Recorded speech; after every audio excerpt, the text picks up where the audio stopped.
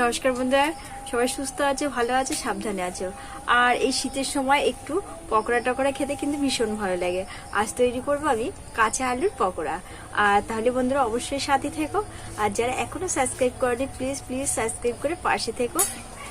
বন্ধুরা, এখানে আমি দুটো কাঁচা আলু নিয়ে নিয়েছি আর নিয়ে নিয়েছি 3 থেকে 4টে এই যে কুলেখাড়ার ডাঁটি। আর এই কুলেখাড়ার পাতা দিয়ে আর এই কাঁচা আলু দিয়ে দারুণ স্বাদের পকোড়া কিন্তু হবে।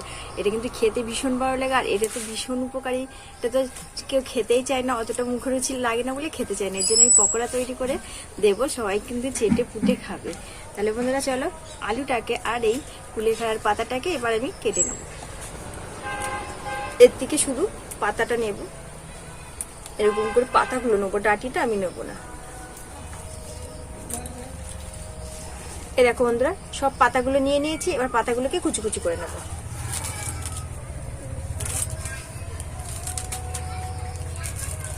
আর আলুটাকে এবার আমি জিরে জিরে করে কেটে নেব।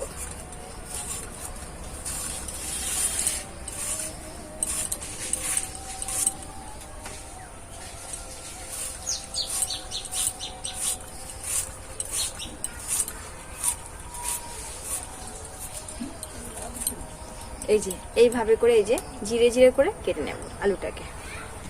এবার আমি উপকরণগুলো মিশিয়ে নেব। এই যে আলুটা এরকম জিরে জিরে করে কেটে নিয়েছি। কুলেখাড়া শাকটা দিয়ে দেব, পেঁয়াজ কুচি, লঙ্কা কুচি, লবণ, সামান্য একটু চিনি দেব। এই যে একটু চিনি নিয়েছি, সামান্য একটু চিনি।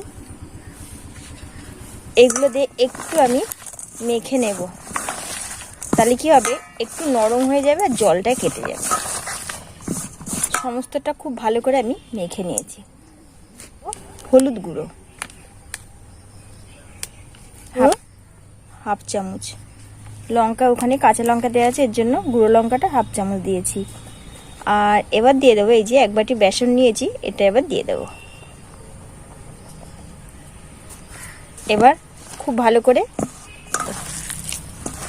বেসনের সাথে আলু আর কুলেখাড়া পাতাটা খুব ভালো করে মেখে নেব। সমস্তটা খুব ভালো করে মেখে নিয়েছি। আর এই যে হাফ চামচ দিয়ে দেবো সানরাইজের গরম মশলা, আর এটা দিয়ে আবারও খুব ভালো করে মিশিয়ে নেব।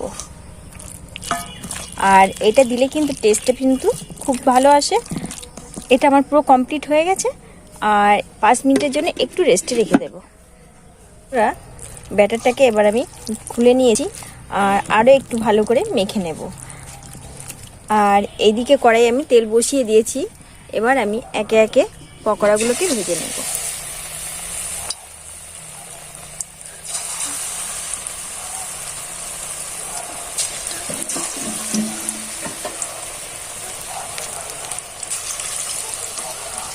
এবার আমি উল্টে নেব।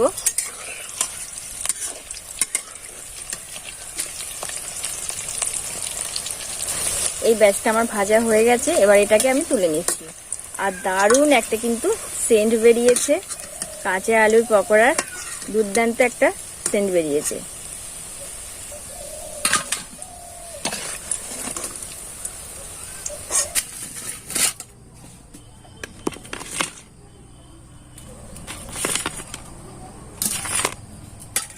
বন্ধুরা দেখো, পকোড়াগুলো কত সুন্দর হয়েছে, দুর্দান্ত স্বাদের পকোড়া একদম রেডি হয়ে গেছে। এটা কিন্তু একদম স্বাস্থ্যকর পকোড়া।